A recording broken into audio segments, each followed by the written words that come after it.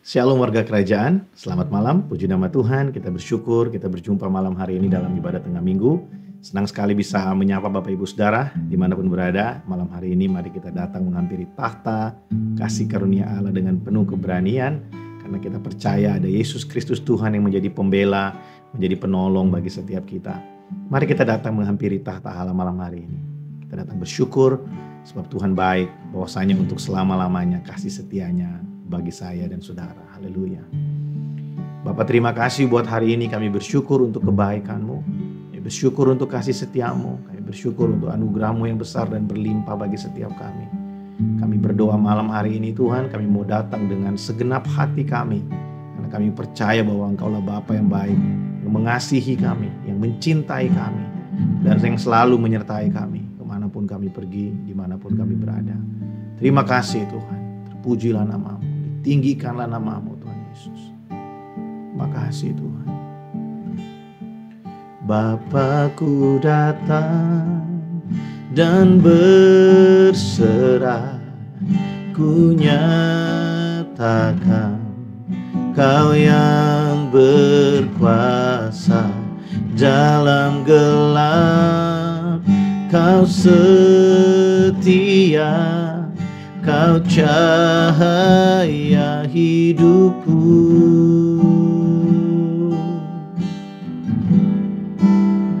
Kau kuatkan aku bertahan. Kau harapan dalam kesesakan. Kau buktikan kesetiaan-Mu Tuhan. Engkau Allah Immanuel.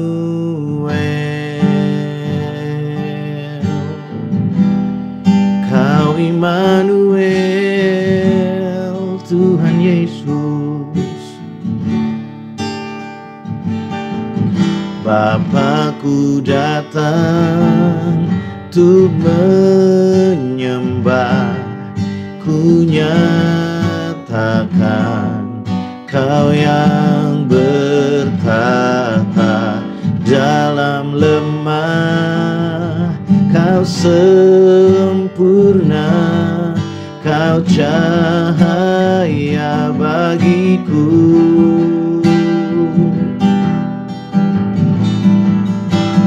Kau kuatkan aku bertahan.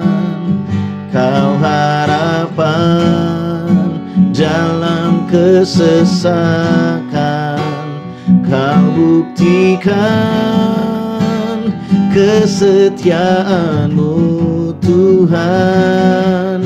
Engkau Allah Immanuel. Kau kuatkan aku bertahan. Kau harapan dalam kesesakan. Kau buktikan kesetiaan-Mu Tuhan. Engkau Allah Immanuel.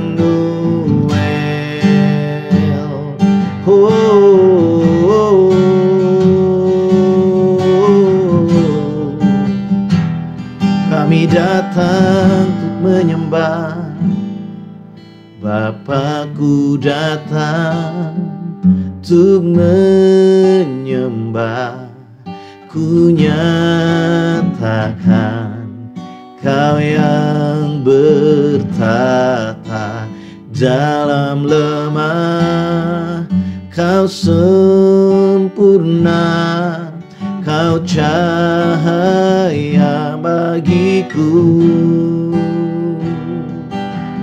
Kami percaya Tuhan, Kau kuatkan aku bertahan. Kau harapan dalam kesesakan. Kau buktikan kesetiaan-Mu Tuhan. Engkau Allah Immanuel.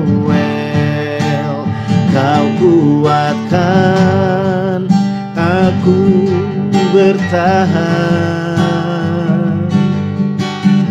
Kau harapan dalam kesesakan, kau buktikan kesetiaan-Mu Tuhan. Engkau Allah Immanuel. Oh, Kau Allah Immanuel beserta dengan kami. Immanuel, Immanuel, Engkau besertaku. Immanuel, Immanuel, Engkau Allah besertaku. Immanuel, Immanuel, Engkau besertaku.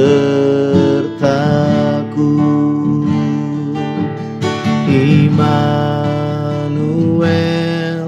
Immanuel, Engkau Allah besertaku. Immanuel, Immanuel, Engkau besertaku. Kau Immanuel, Immanuel, Engkau Allah besertaku. Oh, Kau kuatkan aku bertahan. Kau harapan dalam kesesakan, Kau buktikan kesetiaan-Mu Tuhan. Engkau Allah Immanuel. Kau kuatkan. Mari nyanyi dengan iman kita. Terima kasih. Kau harapan dalam kesesakan, Kau buktikan kesetiaan-Mu Tuhan. Engkau Allah Immanuel. Immanuel, Immanuel, Engkau besertaku. Immanuel, Immanuel, Engkau Allah besertaku. Immanuel, Immanuel, Engkau besertaku. Immanuel, Immanuel,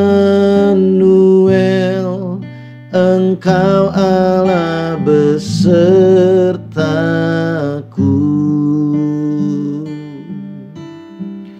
Kau beserta dengan kami. Terima kasih Tuhan. Kau Allah Immanuel yang selalu beserta dengan kami. Kau Allah Immanuel yang tidak membiarkan kami berjalan sendirian. Kau Allah Immanuel yang selalu Tuhan tinggal di dalam kami, menuntun langkah-langkah kami, berikan kami kemampuan, kekuatan, kami menyenangkan hati-Mu. Terima kasih Tuhan. Terima kasih Tuhan. Membuka hati kami bagi kebenaran firman-Mu malam hari ini. Mari Engkau berkarya di tengah-tengah kami, menguatkan setiap kami oleh firman-Mu, menguatkan setiap kami oleh kebenaran-Mu. Terima kasih Bapa. Pujilah nama-Mu. Di dalam nama Tuhan Yesus Kristus kami berdoa. Amin. Wow, puji nama Tuhan. Sekali lagi shalom Bapak Ibu Saudara, selamat malam. Kita bersyukur buat malam hari ini. Saya akan membagikan sesuatu bagi setiap kita di hari Rabu ini di ibadah tengah minggu kita. Saudara, mari kita lihat Alkitab kita sama-sama dari satu cerita yang sudah beberapa kali mungkin kita mendengarkan cerita ini, khotbah tentang ini. Tapi kita akan melihat dari perspektif yang berbeda, dan saya berdoa supaya apa yang saya bagikan malam hari ini boleh memberkati setiap kita, menguatkan setiap kita, menegur kita, dan kita mendapatkan sesuatu yang baru melalui firman Tuhan malam hari ini. Mari kita buka kitab kita dalam Matius pasal yang ke-18. Saya akan baca bagi setiap kita mulai dari ayat yang pertama sampai dengan ayat yang kelima. Di sana diberikan judul, siapa yang terbesar dalam kerajaan sorga. Ayat 1 berkata seperti ini. Pada waktu itu datanglah murid-murid itu kepada Yesus dan bertanya, siapakah yang terbesar dalam kerajaan sorga? Maka Yesus memanggil seorang anak kecil dan menempatkannya di tengah-tengah mereka. Lalu berkata, aku berkata kepadamu, sesungguhnya jika kamu tidak bertobat dan menjadi seperti anak kecil ini, kamu tidak akan masuk dalam kerajaan sorga. Sedangkan barang siapa merendahkan diri dan menjadi seperti anak kecil ini, dialah yang terbesar dalam kerajaan sorga. Dan barang siapa menyambut seorang anak seperti ini dalam namaku, ia menyambut aku. Saudara, peristiwa ini ditulis di dalam dalam 3 kitab Injil ya. Ada di Matius ada, kitab Markus ada, dan di kitab Lukas ada ya. Dengan cerita yang sama. Dan di beberapa di bagian di cerita yang lain, di kitab yang lain, kitab Injil yang lain diceritakan bahwa sebenarnya mereka ini sedang dalam perjalanan, dan di dalam perjalanan murid-murid ini sedang berdebat siapa yang terbesar dalam kerajaan Tuhan, dalam kerajaan Allah. Nah, seperti yang kita tahu bahwa Yesus datang ke dalam dunia, dia memberitakan tentang Injil kerajaan Allah. Yesus berbicara tentang kerajaan Allah yang ditegakkan di bumi. Tapi persoalannya murid-murid Yesus tidak memahami kerajaan Allah itu seperti yang Yesus sampaikan buat mereka. Jadi mereka masih berpikir bahwa di dalam kerajaan Allah itu nanti Yesus akan menjadi raja. Kemudian salah satu dari ke-12 rasul ini akan menjadi tangan kanannya. Paling tidak mungkin akan ada yang menjadi wakil raja, akan ada yang menjadi orang-orang kepercayaan khusus dari Yesus. Sehingga mereka mulai mempeributkan siapa yang akan menjadi orang yang paling besar dalam kerajaan Allah. Nah saudara, mereka gagal paham dengan maksud Yesus bahwa kerajaan Allah itu bukan seperti kerajaan Israel, bukan seperti kerajaan Roma yang saat itu sedang menjajah Israel. Sehingga mereka mulai berpikir nanti akan ada wakil raja, akan ada perdana menteri, dan mungkin akan ada hal-hal yang lain yang mereka ingin tahu siapa sih. Pertanyaan yang disampaikan oleh mereka, siapa yang terbesar dalam kerajaan Allah, itu bukan berbicara tentang ciri-ciri seperti apa yang terbesar dalam kerajaan Allah. Mereka sedang memperebutkan itu di antara mereka. Ya, mungkin Yohanes bilang, pasti aku yang paling besar karena aku ini yang paling dikasihi oleh Tuhan Yesus. Nah, Yudas bilang, oh enggak dong, aku dong yang paling besar, aku yang pegang keuangan di sini. Nah, Petrus bilang, oh enggak, aku ini juru bicara dari kita semua, ya. Dari kita 12 rasul, aku ini juru bicaranya. Aku yang paling berani, aku yang paling sering tampil. Mereka mulai berpikir siapa di antara mereka yang akan menjadi orang terbesar dalam kerajaan Allah. Tapi ketika mereka bertanya kepada Yesus tentang pertanyaan yang sama sekali tidak ada gunanya ini, Yesus memberikan jawaban dengan mengambil seorang anak kecil dan meletakkannya di tengah-tengah mereka. Nah, kenapa anak kecil ini yang Yesus pakai untuk menunjukkan siapa yang terbesar dalam kerajaan Allah atau menjawab pertanyaan mereka? Sebenarnya Yesus ingin menyampaikan sesuatu buat mereka dari anak kecil ini, saudara. Dan ini mungkin bisa menjadi perenungan yang baik bagi setiap kita orang percaya. Ini mungkin bisa menjadi perenungan yang baik bagi setiap kita warga kerajaan. Karena seringkali kita melupakan sifat-sifat yang Tuhan inginkan ada pada kita. Nilai-nilai yang Tuhan inginkan ada dalam kehidupan kita. Tidak peduli seberapa lama kita sudah menjadi orang percaya. Tidak peduli seberapa jauh kita sudah terjun dalam dunia pelayanan. Tapi biarlah malam hari ini kita diingatkan kembali. Kenapa sih anak kecil? Yesus mungkin bisa pakai contoh yang lain. Kenapa harus anak kecil yang Yesus taruh di situ? Paling tidak ada 3 hal yang bisa kita pelajari secara sederhana. Kenapa Yesus pada waktu itu menjawab pertanyaan mereka dengan menempatkan seorang anak kecil di tengah-tengah mereka. Nah, kalau kita lihat Saudara, dari apa yang dituliskan Alkitab buat kita melihat paling tidak ada 3 hal yang membuat Yesus menjelaskan kriteria orang yang terbesar dalam kerajaan Allah melalui anak kecil. Yang pertama, Saudara, anak kecil itu memiliki rasa ketergantungan terhadap orang tuanya. Anak kecil itu benar-benar learn on. Dia benar-benar bersandar kepada orang tuanya. Tidak ada kemampuan dari dirinya sendiri. Bahkan anak kecil itu punya satu sifat kalau nggak ada orang tuanya, itu punya rasa, aduh gimana ya, aku nggak mampu ini tanpa orang tuaku. Anak kecil yang ditempatkan Yesus di situ bukan anak remaja, tapi benar-benar anak kecil yang memang bisa diambil kapan saja dan ditaruh di situ. Jadi Yesus mengambil anak kecil itu, dia bawa ke tengah-tengah mereka. Anak kecilnya nggak ngamuk, dan pasti sekalipun nggak ditulis dalam Alkitab, pasti orang tuanya ada di situ. Saudara, anak kecil memiliki satu sifat ketergantungan, kebergantungan terhadap orang tua. Punya satu rasa bahwa aku ini memang nggak mampu sih tanpa orang tuaku. Aku perlu untuk selalu dekat dengan mereka. Aku mau supaya aku ini selalu ada bersama-sama dengan mereka. Kemampuanku ya adalah mereka. Saudara, sifat sederhana seperti ini yang Yesus katakan, kalau kamu tidak bertobat dan menjadi seperti anak kecil ini, kamu tidak akan pernah melihat kerajaan Allah. Kalau kita lihat di dalam ayat yang tadi kita baca, dikatakan seperti ini. Ayat yang kedua, maka Yesus mengambil seorang anak kecil dan menempatkannya di tengah-tengah mereka, lalu berkata, aku berkata kepadamu, sesungguhnya jikalau kamu tidak bertobat dan menjadi seperti anak kecil ini, kamu tidak akan masuk ke dalam kerajaan sorga. Jadi yang pertama bertobat dulu, kembali kepada rencana Allah. Pertobatan itu artinya repent, itu artinya kembali kepada rencana Allah. Metanoia, perubahan cara berpikir, itu kembali kepada rencana awal Allah. Jadi waktu kita bertobat, kita kembali kepada rencana Allah dalam hidup kita, yaitu bahwa kita menjadi serupa dengan Dia. Kita ini dibawa untuk menjadi serupa dengan Allah, ya, melalui pengorbanan Yesus Kristus di kayu salib.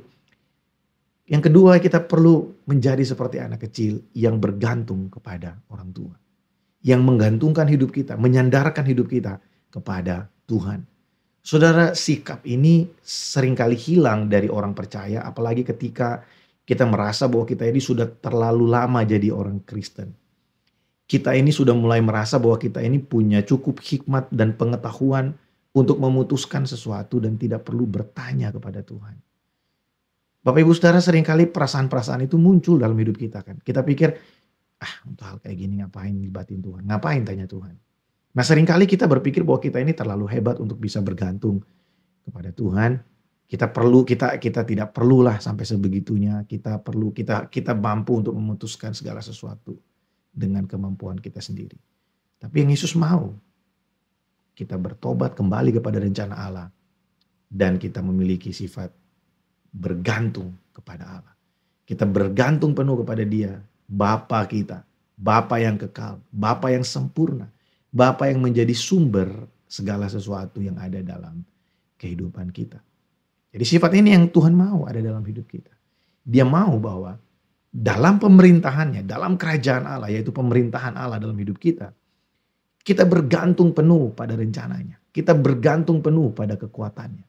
Karena Dia sendiri tahu bahwa kita ini tidak pernah mampu berjalan dengan kemampuan kita sendiri. Saudara, waktu Tuhan menginginkan kita bergantung padanya, waktu Tuhan inginkan kita untuk kita memiliki sifat yang bergantung kepada Allah, bukan berarti Tuhan itu mau kita menjadi orang yang ketergantungan dengan Dia. Tapi Tuhan itu atau Tuhan itu menjadi orang yang gila hormat untuk kita selalu mau dekat dengan Dia, atau Tuhan itu kesepian sehingga kita harus selalu menyapa Dia. Bukan itu maksud Tuhan. Tapi maksud Tuhan adalah justru untuk kebaikan kita. Karena Dia tahu kita nggak mampu dengan kemampuan kita sendiri. Karena Dia tahu kita tidak akan mampu bertahan dengan kemampuan kita sendiri. Makanya Dia mau kita untuk bersandar kepadanya. Makanya Dia mau kita untuk mengandalkan Dia dalam segala sesuatu yang kita lakukan. Makanya yang pertama di sini kita lihat Dari anak kecil kita belajar bahwa anak kecil memiliki satu sifat bergantung kepada orang tua. Kita sebagai anak-anak Allah, kita perlu untuk membangun satu budaya, yaitu kita bergantung kepada Allah sebagai Bapa kita, Bapa yang kekal, Bapa yang sempurna dalam kehidupan kita. Yang kedua, kita lihat di situ bahwa anak kecil ini memiliki kerendahan hati. Makanya Yesus bilang, kamu tidak memiliki kerendahan hati. Ya, kita lihat di ayat yang keempat dikatakan begini. Sedangkan barang siapa merendahkan diri dan menjadi seperti anak kecil ini, dialah yang terbesar dalam kerajaan sorga. Jadi setelah Yesus mengatakan bahwa kalau kamu gak jadi seperti anak kecil ini, kamu tidak akan masuk dalam kerajaan sorga. Maksudnya adalah kalau kamu tidak bergantung kepada Allah, kamu tidak akan mungkin mampu untuk ada di bawah pemerintahan Allah. Karena hanya dengan bergantung kepada Allah, kita mampu untuk ada di dalam kerajaannya. Tidak mampu kita dengan kemampuan sendiri. Kemudian Yesus bilang, kalau kamu tidak punya kerendahan hati seperti anak kecil ini, kamu tidak akan menjadi yang terbesar dalam kerajaan Allah. Apa sih maksud Yesus dengan kerendahan hati ini? Anak kecil rendah hati. Maksudnya apa? Tidak ada satu hal pun yang dia pertahankan dalam hidupnya. Anak kecil itu punya satu sifat ketulusan. Waktu orang tuanya minta lakukan sesuatu, dia melakukan. Waktu orang tuanya perintahkan sesuatu, anak kecil itu tidak berpikir terlalu panjang untuk melakukannya. Tapi dia dengan rendah hati mau melakukannya. Anak kecil itu punya satu ketulusan dalam hatinya untuk dia mengerjakan sesuatu bagi orang tuanya. Dan inilah yang Yesus maksudkan. Kerendahan hati untuk melayani. Bahkan anak kecil itu, sekalipun dia berantem misalnya gitu ya, kita lihat. Untuk mengampuni dan melayani kembali bermain dengan orang yang mungkin baru tadi pagi berantem dengan dia. Itu gak sulit buat anak kecil. Saya mampu katakan ini karena ya bukan kebetulan anak saya masih berusia kurang dari 2 tahun. Dan saya bisa cerita ini buat saudara. Kadangkala kita perlu mendisiplinkan anak kecil kita, mengajarkan sesuatu kepadanya. Tapi apakah setelah itu dia ngambek dan gak mau main sama kita lagi? Tidak, saudara. Anak kecil itu tetap mau main. Mereka punya kerendahan hati untuk terbuka, untuk bisa menerima kesalahan orang lain, untuk bisa bergaul kembali dengan orang lain, untuk bisa cepat dipulihkan kembali dari sakit hatinya. Dan saudara, sifat seperti inilah, kerendahan hati seperti inilah yang menjadi nilai yang Yesus mau ada dalam kehidupan orang percaya. Yesus bilang, orang yang rendah hati dan seperti anak kecil ini adalah yang terbesar dalam kerajaan Allah. Kenapa harus orang yang rendah hati seperti anak kecil? Yang mudah mengampuni, yang mau melayani. Kenapa orang dengan kualitas seperti itu yang terbesar dalam kerajaan Allah? Karena begitulah Bapa mengasihi kita. Begitulah Yesus mengasihi kita. Saudara, dia adalah raja di atas segala raja, pencipta alam semesta, penguasa langit dan bumi, datang ke dalam dunia kepada manusia yang berdosa, bahkan dia menjadi manusia untuk supaya bisa menebus setiap kita manusia yang berdosa. Itu adalah satu bentuk kerendahan hati yang luar biasa bagi kita. Dan tidak berhenti sampai di situ. Yesus itu ketika dia naik ke sorga mencurahkan Roh Kudus dalam hidup kita. Roh Kudus yang tinggal di dalam diri kita. Saudara bayangkan kita yang berdosa ini, kita yang tinggal dalam tubuh yang berdosa ini, dia mau berdiam di dalam kita dan dia mau untuk membangun hidup kita yang sudah rusak ini untuk kembali kepada rencana Allah. Saudara bayangkan Allah yang kudus mau tinggal di dalam kita supaya kita yang tidak kudus ini menjadi kudus dan berkenan di hadapan Allah.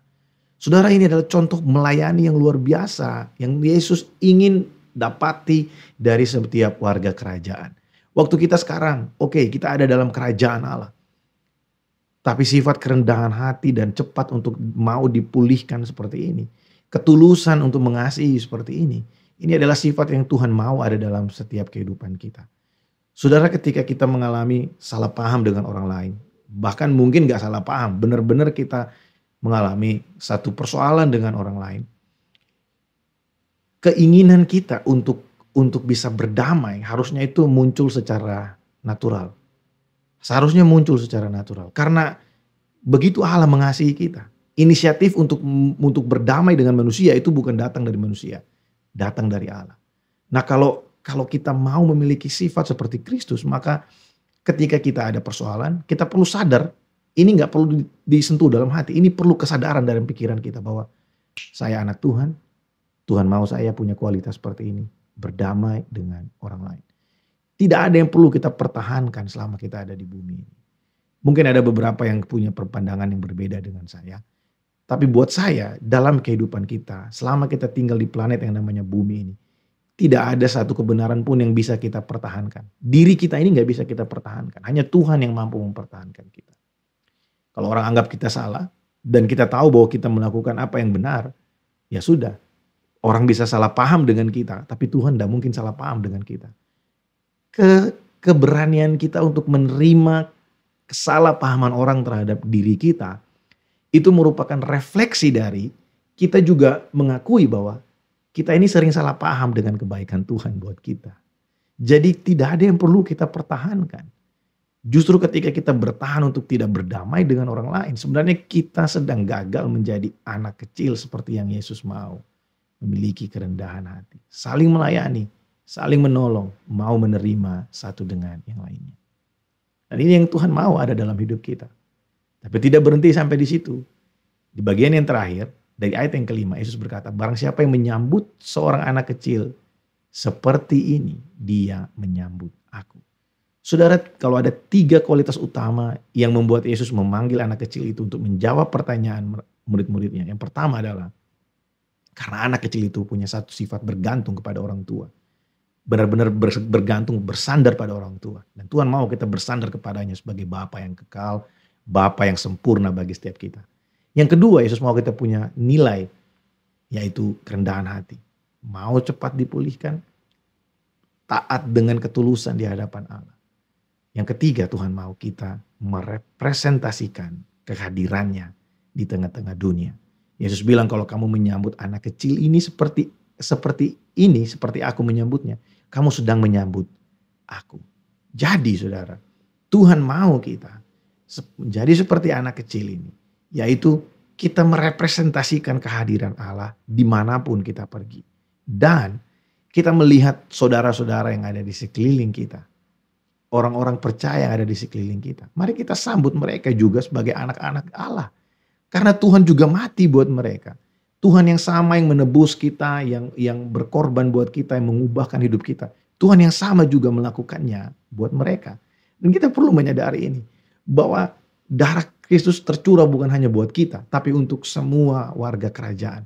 Sehingga waktu kita menolak mereka, kita sedang menolak Kristus. Dan kalau orang menolak kita, sebenarnya mereka tidak menolak kita, tapi mereka menolak Kristus yang telah mengutus kita. Saudara, ini adalah kabar baik buat kita. Saya berdoa supaya malam hari ini kita belajar, mungkin di waktu yang singkat, tidak begitu panjang. Tapi saya berdoa supaya apa yang saya bagikan malam hari ini menjadi berkat buat saudara. Dan melalui ini semua kita dapat belajar sesuatu yang penting. Mari menjadi seperti anak kecil ini dalam pengiringan kita kepada Kristus. Saudara, kalau kita kembali membaca 5 ayat ini, maka kita akan mengerti bahwa semakin dewasa kita dalam Tuhan, kita akan semakin menyadari bahwa tanpa Dia kita tidak mampu berbuat apa-apa. Semakin kita dewasa di dalam Tuhan, semakin lama kita kenal Tuhan, maka kita akan semakin menyadari bahwa kita ini nothing tanpa Tuhan. Kita ini tidak mampu tanpa Tuhan. Sekalipun hari ini mungkin kita kaya luar biasa.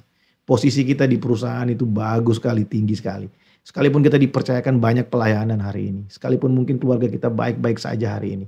Tapi kita terus bisa menyadari bahwa kalau semua itu bisa ada, pekerjaan kita baik, kita dipromosi, gaji kita bagus, kita punya keluarga yang bahagia, kita punya pekerjaan yang baik. Semua itu semata-mata bukan karena kita, tapi karena Tuhan baik bagi kita. Itu membuat kita sadar terus bahwa kita ini harus menjadi seperti anak kecil yang bergantung kepada Allah, yang punya kerendahan hati, dan kita merepresentasikan kehadiran Allah dimanapun kita pergi. Amin buat firman Tuhan. Mari kita berdoa. Bapak, terima kasih buat malam hari ini. Hamba berdoa bagi anak-anakmu dimanapun berada. Tuhan, biarlah firman yang sudah kami dengarkan malam hari ini menjadi sesuatu yang menolong kami untuk kami bisa terus diubahkan menjadi serupa dengan Engkau. Dan hamba-Mu berdoa malam hari ini Tuhan. Biarlah Engkau melawat setiap kami dengan segala persoalan permasalahan yang ada. supaya kami tetap memandang kepada Engkau. Dan kami terus diubahkan oleh kasih-Mu yang besar dalam hidup kami. Aku berdoa Engkau memberkati ya Tuhan, untuk setiap kepala keluarga. Engkau berkati Tuhan semua yang bekerja, anak-anak-Mu yang sedang berusaha, yang sedang mencari pekerjaan. Engkau berkati ya Tuhan, supaya mereka bisa berjumpa dengan orang-orang yang tepat dan mereka bisa mendapatkan pekerjaan yang terbaik. Aku berdoa malam hari ini ya Tuhan, biarlah berkat-Mu tercurah bagi setiap kami di sisa minggu ini ya Tuhan.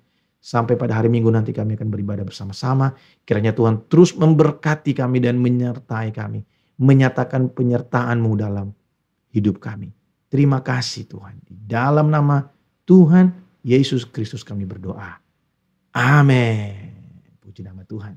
Saudara, sebelum kita akhiri malam hari ini, saya ingin memberikan satu pengumuman buat kita bahwa kita ada morning devotion. Dulu kita punya morning devotion, tapi saya ganti namanya. Kali ini kita akan buat namanya breakfast atau sarapan pagi.